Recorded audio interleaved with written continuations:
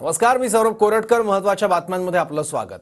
मुख्यमंत्री पदासाठी फडणवीसांचं नाव निश्चित झाल्याची सूत्रांची माहिती आहे. आज संध्याकाळपर्यंत फडणवीसांच्या नावावर शिक्कामोर्तब होणार असल्याचं कळतंय. मुख्यमंत्री पदाचा शपथविधी उद्याच होण्याची शक्यता देखील आहे.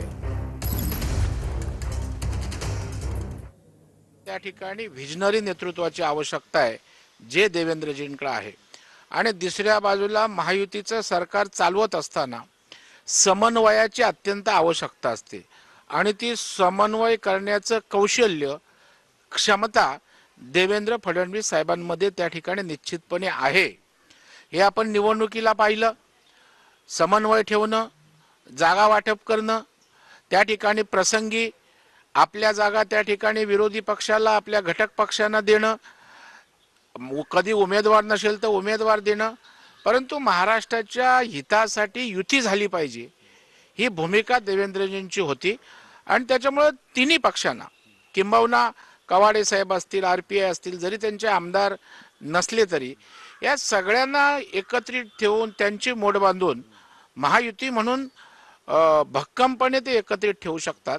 आणि दुसऱ्या बाजूला त्या ठिकाणी प्रशासन चालवणं हे काय असतं हे 5 वर्षाच्या कालावधीमध्ये देवेंद्रजींनी दाखवलं होतं, ज्याच्यामध्ये उद्धवजींच्या काळात खंड पडला. पुन्हा त्या ठिकाणी शिंदे साहेबांचं सरकार आलं आणि आता देवेंद्रजी जर मुख्यमंत्री होणार असतील तर स्वाभाविकपणे प्रशासकीय यंत्रणेलाही त्या ठिकाणी आनंद होईल की एक वकूब, एक समज आणि त्या ठिकाणी महाराष्ट्राचं सखोल ज्ञान असणारा नेता जर प्रमुख असेल तर निश्चितच त्याचा आनंद होईल. खरं तर देवेंद्र फडणवीसांचं एक प्रसिद्ध वाक्य आहे, मी पुन्हा येईन. त्याची वेळोवेळी विरोधकांनी खिल्ली सुद्धा उडवली होती. मध्यंतरी महायुतीचं सरकार आल्यानंतर एकनाथ शिंदे यांना मुख्यमंत्री केल्यानंतरही देवेंद्र फडणवीसांच्या उपमुख्यमंत्री पदावरून टीका केली होती. आता देवाभाऊ पॅटर्न 2 महाराष्ट्रामध्ये पाहायला मिळणार आहे.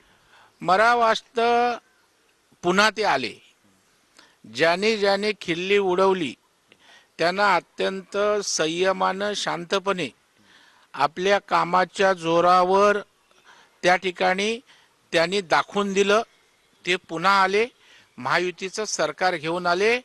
रेकॉर्ड ब्रेक स्वातंत्र्यप्राप्तीनंतर भारतीय जनता पार्टीला 132 जागा घेऊन आले. खरं म्हणजे मी तर देवेंद्रजींचं अभिनंदन अत्यंत मनापासून एक छोटा कार्यकर्ता म्हणून करेल. अनेकांनी खिल्ली उडवली, अनेकांनी त्यांना वेगवेगळ्या प्रकारचे आरोप केले. कारण महाराष्ट्रातील जे तथाकथित नेते प्रस्थापित आहेत त्यांना